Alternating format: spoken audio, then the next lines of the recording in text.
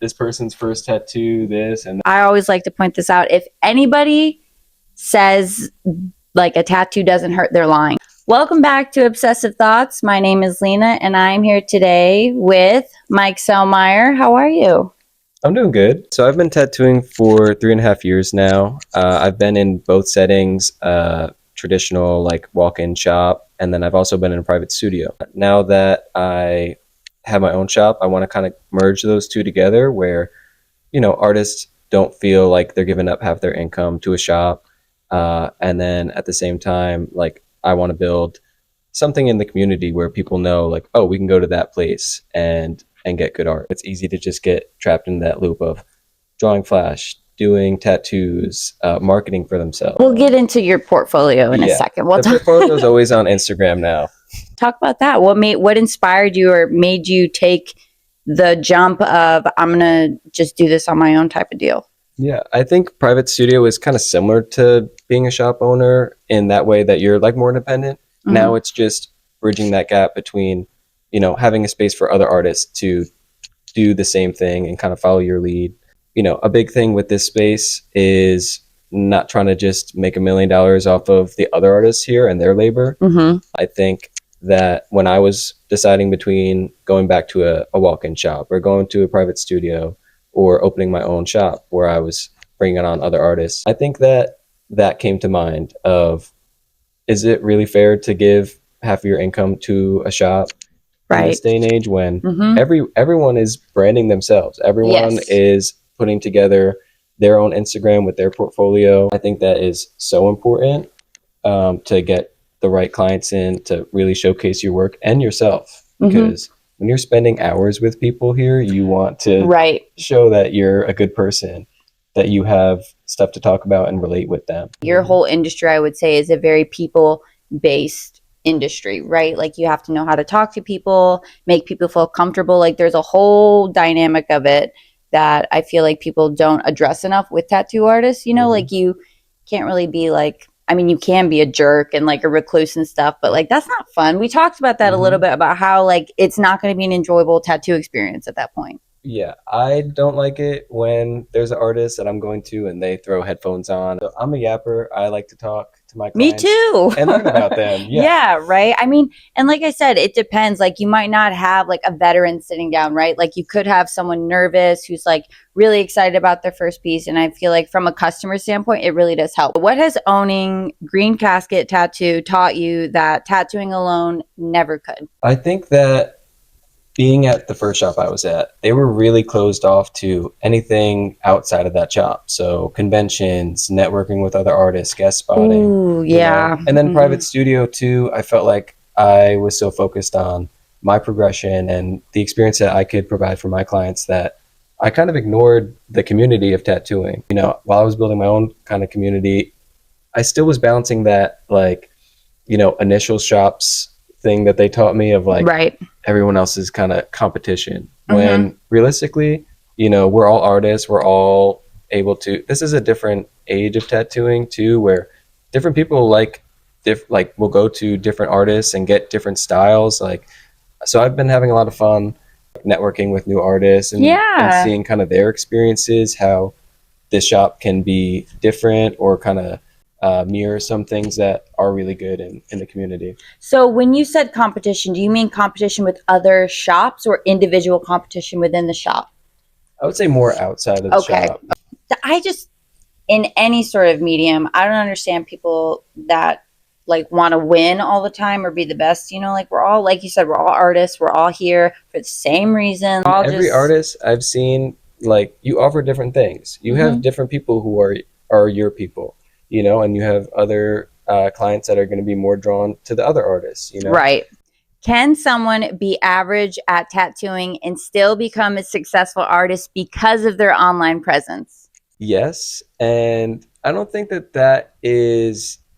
Was that a mean question? That might have been a little mean. No, I've seen it. And I try not to be too judgmental because I think that the longer that I've been tattooing, the more I've realized how much the experience is important too. At the end of the day, a service industry. Like we're here to serve and make sure that the people come in here they feel comfortable, number one. Right. And then number two, walk out smiling. And like return customers too, right? Okay. Yeah, exactly. You know, so I think that if your clients are happy, like, why am I going to judge you? You know, like they had a good experience. They like the tattoo. They're choosing to go to that person. The only time that I would say it would be a bad thing would be more when they're projecting that they're offering this or that. And then when you get there, it's something completely different. Good point. Good point. I totally agree with you on that. Because we were talking earlier about how, like, you know, 10, 15 years ago, it was just different. Like how I found my artists is I just walked into a nearby shop, looked at their book, Yep. and that's how I kind of was like, all right, let me talk to them a little bit and see what they're about. And then I saw like their art on their walls and stuff. Is AI a concern in the industry, would you say, or not? Not so much with like putting out like this is a tattoo that's done and it's actually AI completely. Mm-hmm. I don't think I've seen that too much, but I would say I just don't find it appealing if, you know, you're a tattoo artist and you're kind of taking shortcuts, or, you know, you're trying to get hype and you take a tattoo that's like, all right, let's say it's a snake, and then all of a sudden it's like morphing off the body and like coming towards the camera. Yeah. I find that a little bit cheesy. Pro tip too is if you see an artist page is just all videos and no still photos, I think that is a Red flag. minor red flag. Yeah. Red flag. That's such a good point. Especially because Instagram like reduces the quality for a lot of things. So if you're not getting the like quality photos and like having them up close, where you can see everything that's actually going on, those videos, it's like, oh yeah, that kind of looks good from a distance. Yes. And then, you know, if you zoom in a little bit, you're like, that's kind of shaky or not saturated properly. Or, wow. You know. So in your opinion, as an artist, has social media had a positive or a negative impact on tattoo culture? I think with anything, it's always not like black and white. There's a lot of good that's come out of it, a lot of community that's been built between other artists, between people who are able to research artists in their area rather than just like you said, you walked into just near a shop or a couple shops around you. And I got lucky, you know what I mean? Like they ended up being a fantastic artist, but it was a gamble. It really was at that point. Yeah. So with social media, you're able to see a little bit outside of that like bubble that you're in. And so with that, like I get people who drive or fly in to come get tattooed by me. Obviously it's easier because I'm from New Jersey. So most of the people who have flown in are from my hometown, you know? Oh, that's nice though. That's cool. I don't mind. Like I have other pieces from different artists, but like he's going to finish it. So I have to go to him, you know, but that's really cool that you have like friends that are not only into tattoos, but want to support you and come down and do that. Yeah. It's always nice to see people from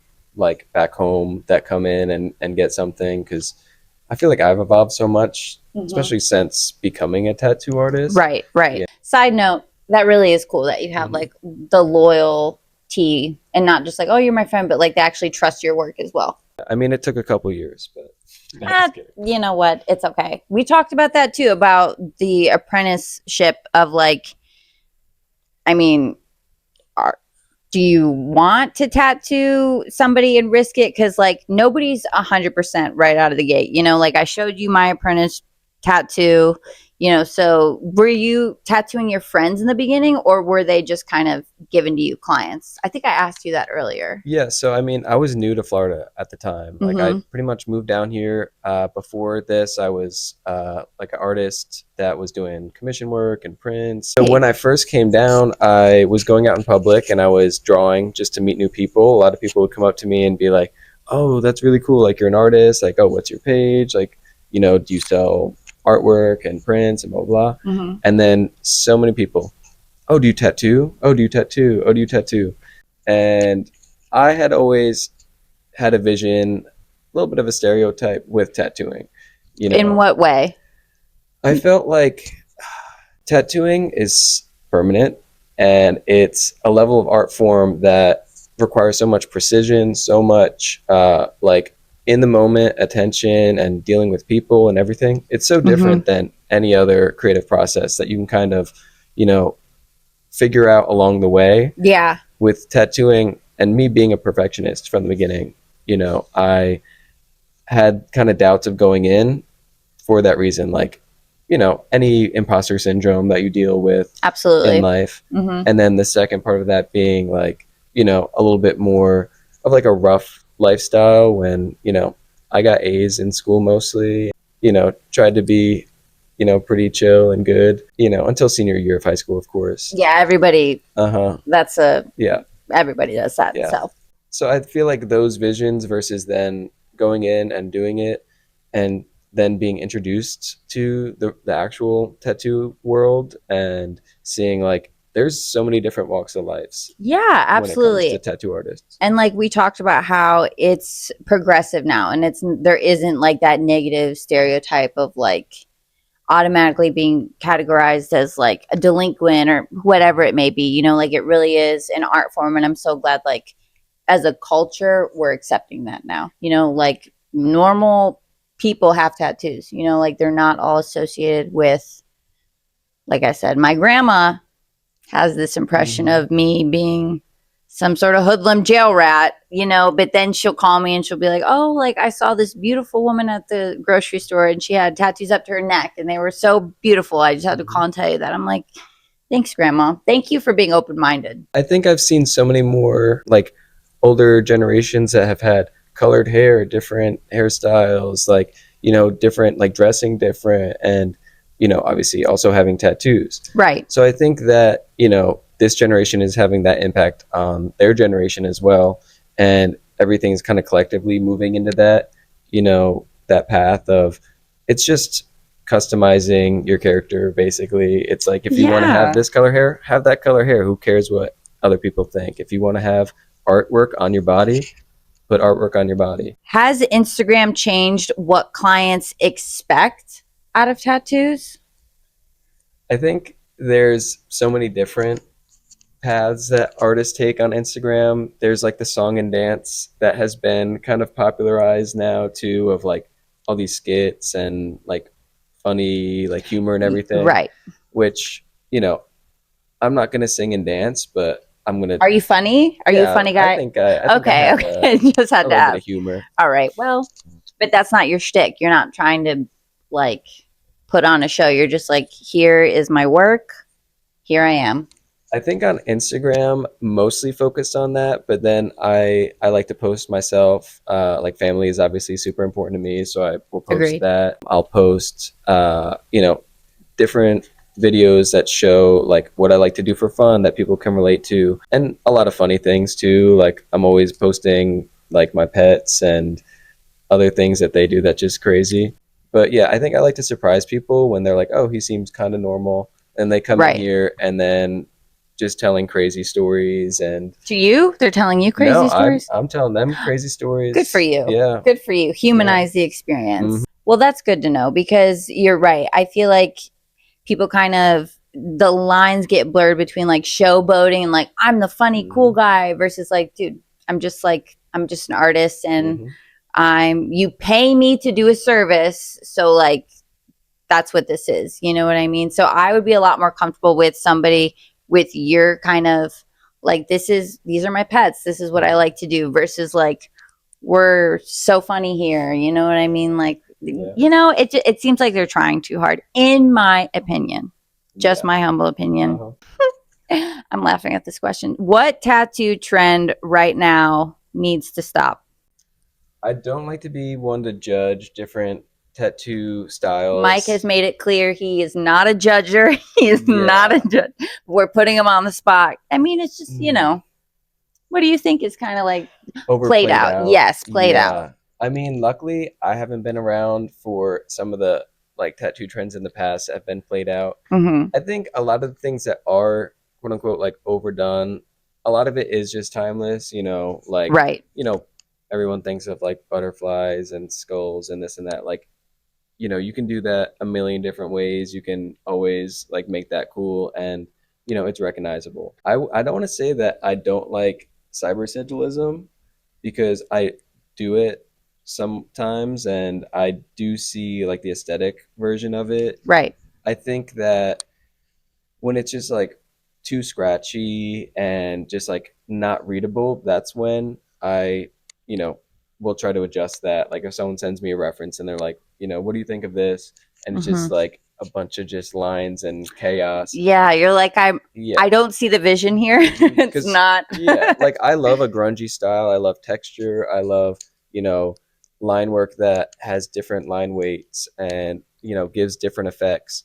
But if it's not readable and it's not going to last like a long time, I I prefer to adjust it and be like, all right, we're going to add a little bit more form. We're going to be a bit more intentional with it. Mhm. I like it more as a like accent to a piece. Like, all right, you do a skull and then you Yeah. have some kind of like sigilism Right. behind it. Right. The whole arm just being like a chaotic Yeah, I mean, thing. to each their own. Yeah. But I remember there's like this certain sort of style where it looks like purposely bad. Do you know, like they're Ignorant. ignorant. Style. I was gonna say that, but I wasn't sure if that ignorant style. That's a thing that people are like, I'm gonna get that Like on the my body. meme across the whole back that's like, Yep. I'm one for stupid tattoos. Ignorant tattoos, Hey, stupid tattoos. right? Funny is a thing. I'm not one to judge. Like if you want something super meaningful on you, those are some of the like most special days of tattooing because I get to Mm-hmm. hear something that's like really impactful to your life. Mm-hmm. But at the same time, if you want to get like a raccoon holding a bazooka across your whole back, that's a choice. And I think that you're That's a entitled choice. to make that choice. And it's going to look funny as hell. See, I agree. Like I don't like tattoos that look purposely bad, like maybe ignorant, but like I'm all for funny tattoos, dude. Yeah. There's a memory behind that. So I Yeah. completely agree. Especially if it's matching, that those are always like, because that just ties meaning to it. So even if it is like a silly tattoo, it's like, all right, but I got this with my friends. Right. I mean, it's an enjoyable Mhm. experience, and you being like game probably makes them feel a lot better too. Do you think a lot of people care more about looking cool than getting a good tattoo?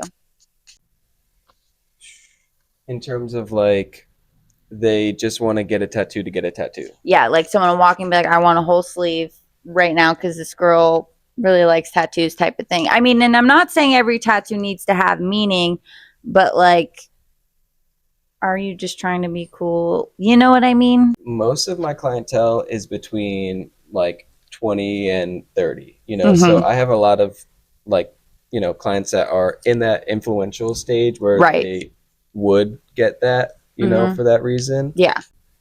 I think it depends. It's mostly like their influence when they come in and they're with friends and Yep. so I think like Mhm. matching tattoos or friend tattoos like that, that's when they get a little bit more like, all right, just doing this to have like a fun experience. Yeah. But I have gotten some clients more when I was doing walk-in shop because that's when it's just like, it's a very you know, spontaneous thing. Like Yeah. I'm walking past the shop. I just called to see if they're open, or I just saw it across the street Mhm. and came into the shop and we're just like, I'm going to get something cool. Whereas like with more appointment based, like since being in the private studio and then being more appointment based here as well, I see that you have to go through more steps. You have to reach out to the artist, set an appointment. So I don't Like think consciously make the decision of what you're doing, yeah, not like on a whim type of yeah. deal. So I think if they have anything that where they're like, I'm doing this just to look cool, they have more time to kind of think it over and they Mhm. have to, be locked in with that idea, like, for longer. So I think that deters a little bit away from just, I'm just going to get this because I, want to impress people. I mean, hey, I'll call myself out. I got my first tattoo I think when I was like 18. Well, the first piece I got was on my shoulder blade, and like I'm pretty sure, I mean, it was years ago, but I'm pretty sure I was just like, people with tattoos are cool. I'm going to start getting tattoos, and thank God it's not like a horrific, super lame tattoo. But I wanted to be, I was introduced to that culture, and I was like, I want to be a part of that. Like, hey, if that was me trying to be cool, then that was what I was trying to do. I think aesthetics is a thing too. Like if you just find tattoos aesthetic and want to decorate yourself, that's meaning enough and reason enough to get a tattoo. Mm-hmm. And then I think, there's always people saying like bandwagon about anything. So it's like, if your friend just starts, watching basketball, are you going to be like, oh, dude, like, you never watched basketball before, and now all of a sudden you're watching Yeah. basketball? Like, all right, what, did you want me to go back in time and, like, be interested in basketball Yeah, since I was born? exactly. What's something people in the industry know that's like an unspoken thing that just like customers wouldn't know?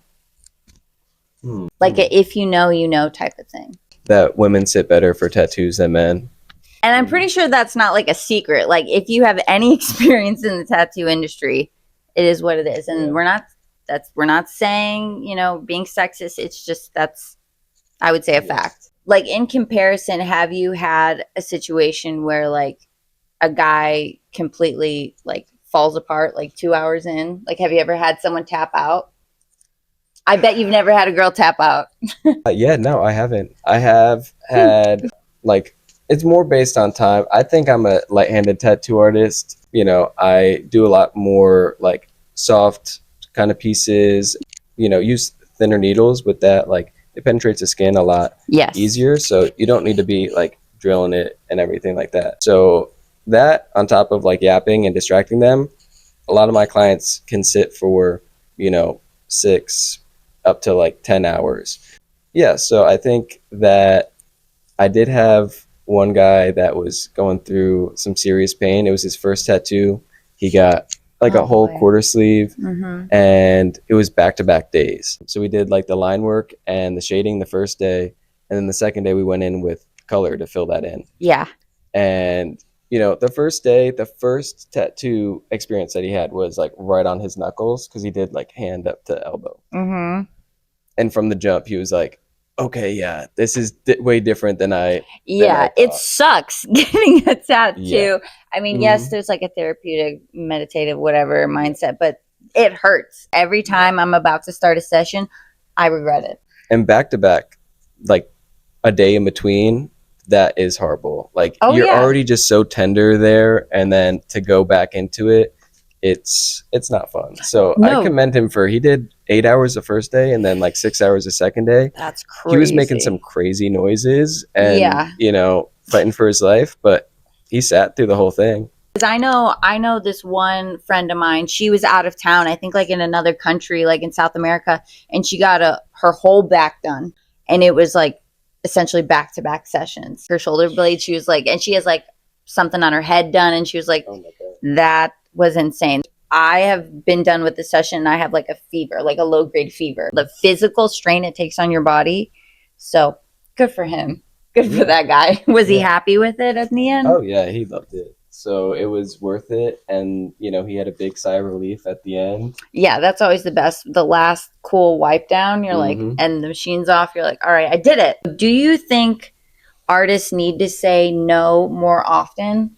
Or like people please, like, sure, that's a good idea. At the end of the day, this is a service industry. So if a client really wants something and they've thought it over, like, who am I to say, like, no, we can't do this? But I think that certain boundaries and like, using your expertise to guide them properly is always really important. The sizing of certain tattoos and making sure like you placement and stuff. Yeah. You explain like, if you want this to, hold the best over time, like we have to do it this way, or we want to, just being really transparent with your client. But I think saying no, I think a big thing that I see, especially early on in different tattoo careers, just saying yes to everything for the money, whether you're not at that level yet to execute kind of what the client is asking for. Again, you have to, try different styles, kind of find what you fall into and everything. The way that I would like to go about that when I was trying some different styles is I would like make specific flash that I could either practice beforehand or like offer certain rates to, or, do on a friend or someone that I'm more familiar with. And that leads me to my next question. So how much of your creative input do you have during a consultation with someone? I definitely like to make pieces more original to the client, and kind of it's a collaboration too. So, I'll offer, like, I have 10 different ideas going on in my brain. So I'll be like, we can do it this way or this way or this way, and it's kind of like it kind of just is more like winding down a path to narrow down all right, you want this overall aesthetic, you want this as like a core piece, and then from there, I'll just keep offering different things that I like to do creatively. So I always appreciated when like my artist or whoever I'm getting a tattoo by, whoever it be, if I had an idea and they're like different placement. And I was always so grateful for them to be like, it's gonna warp, it's gonna look weird. Like whenever they would say stuff like that, I was so grateful because like I'm not an artist. I just have this idea and like being able to work with an artist in a way where they take it and like you trust their opinion in a lot of ways. I mean, that's what made me a happy customer because, like, dude, some of my ideas, and I'm a firm believer in like some ideas just can't be tattooed. Maybe that's just me, but like people have these outlandish idea and I'm like, I don't think that could be a tattoo. Maybe I'm wrong. I don't know. So I'm really grateful for artists that have their input. I mean, your name's on it too, right? Like they're not just walking, I mean, they're walking around with your art on them, right? So it's kind of like your name's on the line as well. When someone sees a tattoo from someone and they're like, "Oh, where did you get that done?" That is, part of your brand and part of like your portfolio, and that walks around for life. So that kind of ties back to like you need to say no more if something you're not going to knock out of the park. Right. Like why do that to that client? And then also that's getting spread around like, oh yeah, they did this, it didn't come out that great. Like, Right. It's literally like walking advertisement, like because people love to strangers love to talk up to people with tattoos and just ask a billion questions and you want to proudly be like so like Mike Sellmeyer did this. Yep. Arguably, I would say that is better advertisement than Instagram.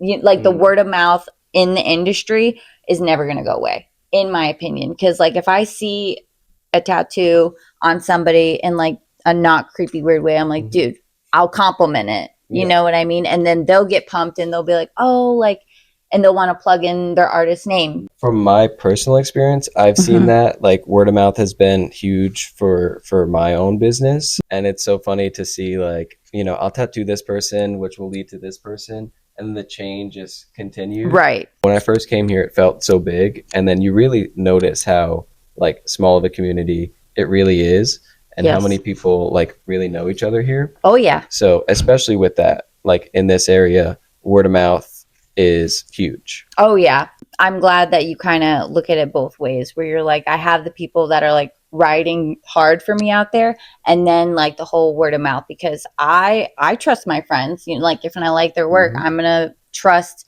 their opinion on that, whether you're not light-handed, whether you're like the biggest asshole in the world. But if my friend enjoyed the experience and has good work, I'll sit through that. I think everything that comes with tattooing, it's so dependent on trust. Yes. Trust and being comfortable is everything.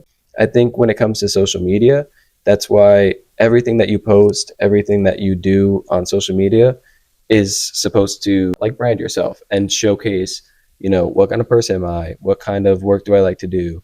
All of that.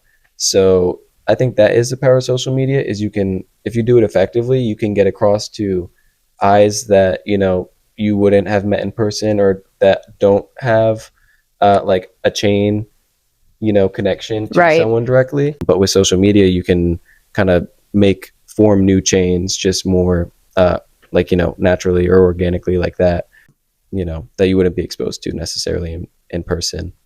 I guess I didn't think of it like that. So there is a benefit and definitely some sort of positivity coming out of social media because like we're also being fed daily like social media is not real. It's all a lie. It's all a front.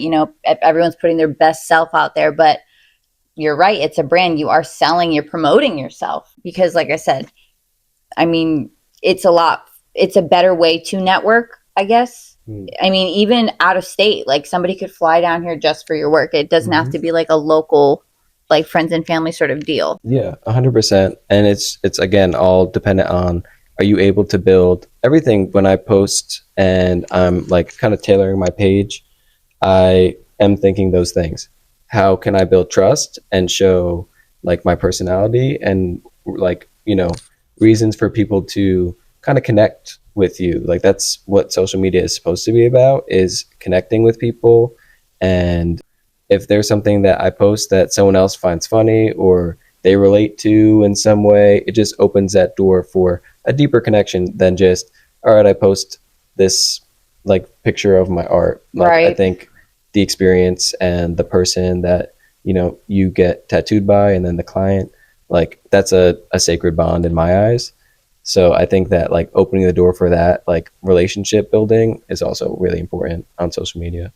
Have you made like, have some of your clients become like your friends? It's such a weird balance, Mhm. The overall answer is yes. I have some people that, I've spent so many hours with. I've talked about everything. Right. Like we've debriefed both of our lives. Like Mm-hmm. I've had people like tear up during tattoos, talking about like real stuff. Like I've actually cried during a tattoo one time. Like it's like special moments and like important people that like come into here, and building that strong of a bond with people, I think, is why tattooing is my favorite art form. Like I used to, when I was doing commission work and I was doing like my own kind of paintings and stuff, like that's a lot of just like kind of being locked in and like spending a lot of like you time at a Yes. desk or at a Yes. camp, like a, whereas tattooing, you're interacting with a live person, a live canvas. That's like, it's just such a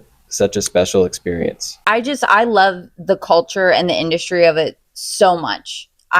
Because everything you're talking about is so true and it resonates with me. It really is, it's an intimate experience. The trust of it, the spending time, like the emotional and just physical endurance of it all. Like it really is something that I feel like people might not recognize, like from an outside perspective. But I love this industry so much. So thank you for touching on that, because that's so true. And like if Yeah. you didn't know about it, maybe you're like a little bit more, like it might seem a little more appealing to you now. And if you're going to an artist that, again, because I have different clients too, like I have some clients who they don't like to talk. They just like to, come in, and sometimes they scare me because I'm like, oh my God, are they having fun? Oh my Yeah, God, are they, yeah.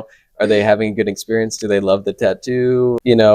After the tattoo, like we'll talk a bit more, or they'll like talk to me and be like, oh, I love it, have like some of the biggest reactions. Great. And I guess from a customer standpoint, when I have like a whole thing when I'm about to get tattooed. I eat before, so I have something in my stomach. I take a couple Tylenol, and I'm not a talker when I'm getting tattooed. I just have to be with my headphones in, focusing on my breathing. So like, and it's so funny. It's so, I don't know if it's embarrassing or comfortable. Like you'll just be laid out fighting for your life, and all the other artists are like looking at you like, oh, what's going on? It looks good, chatting away. Everybody's like kikiing, and you're literally trying not to pass out.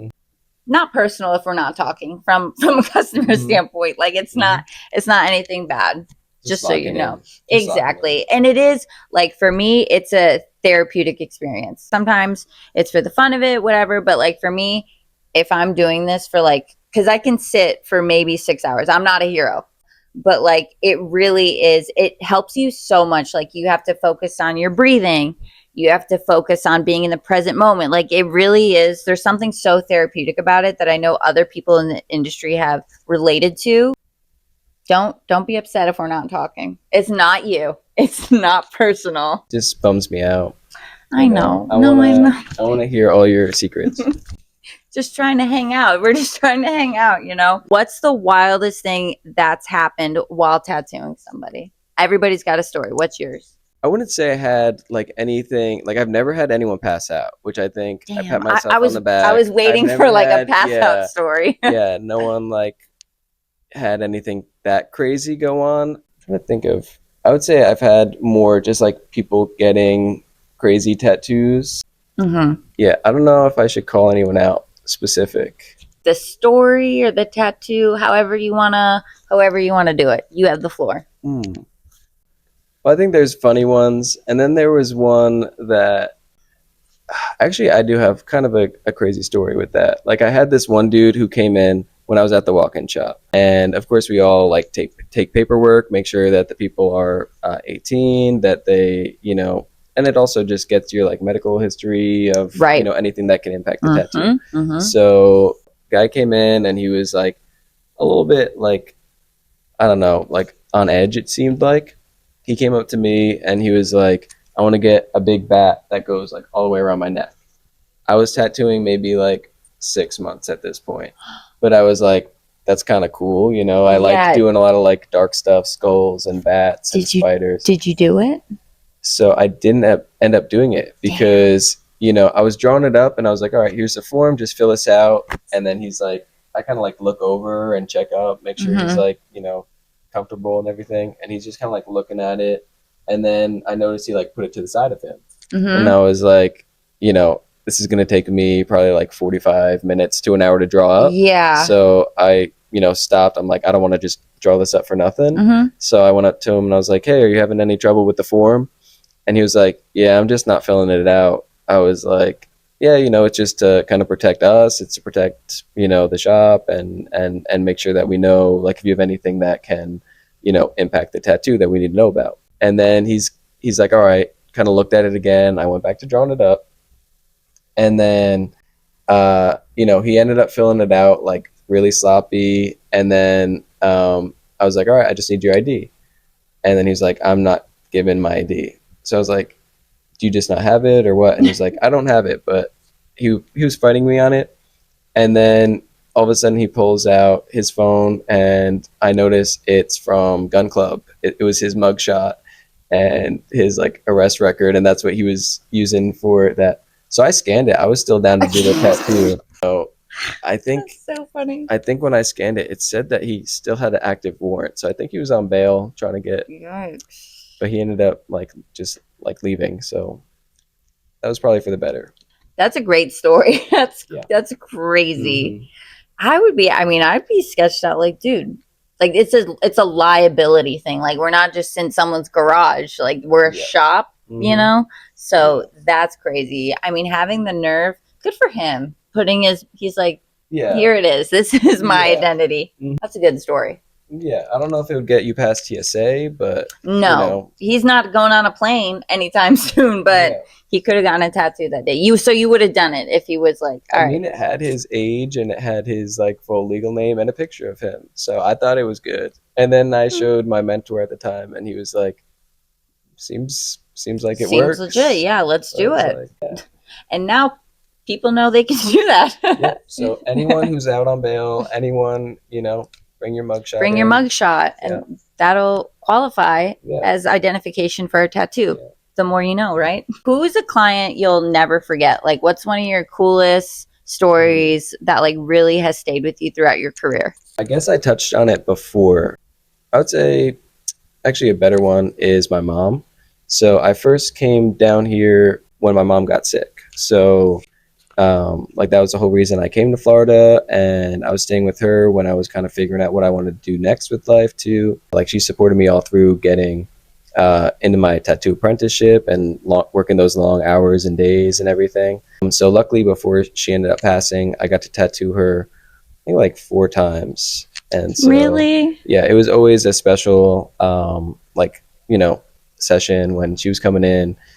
She got tattoo like when I was still an apprentice and still practicing and everything like that. Again, I was really busy with tattooing. Yeah.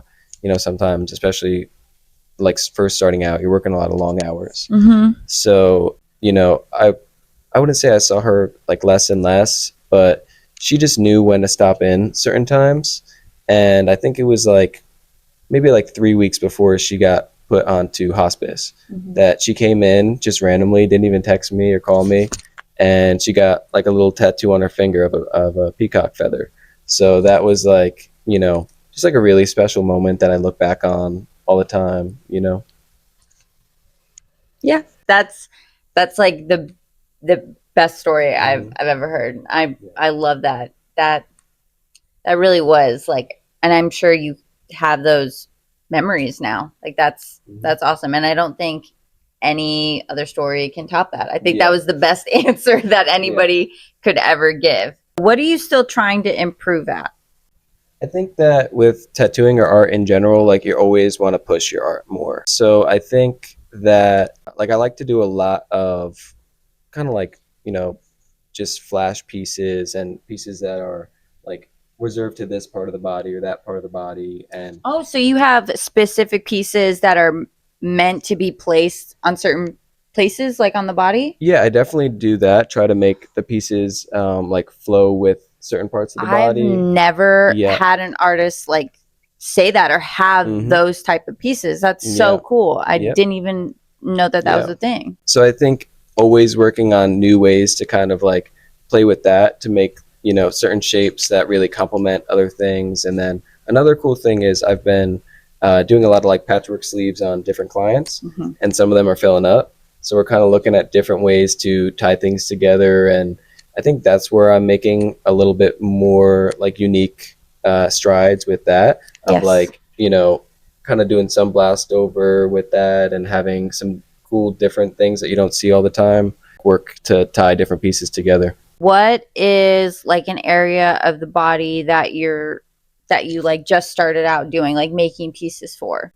Yeah, I would say I've been doing a lot of stuff that has more background shading to kind of like flow with that. So I think Yes. half pieces are super cool because they have that kind of like almost like a frame, like a ovular frame kind of shape. Yes. So doing things Yes. that kind of play with that, have something that like works on both calves. That's Mm-hmm. like not matching, but like Like yeah, the like a sequin. duality of it. Yeah, Yes. uh-huh. Yes. I think working with pieces like that is really cool too. I didn't know that artists like Mhm. think like that. Yeah. See, Mhm. this is this is why y'all do Mhm. what you do because y'all think like that. It really Mhm. is. Like I said, that wouldn't have even come in my mind, but Yep. that's really cool that like you have certain flash. Like if somebody wants to come in and get a certain piece, you're like, all right, we'll Mhm. take a look at what I have that would go there. Yep. My last question: what are you chasing right now that money can't buy?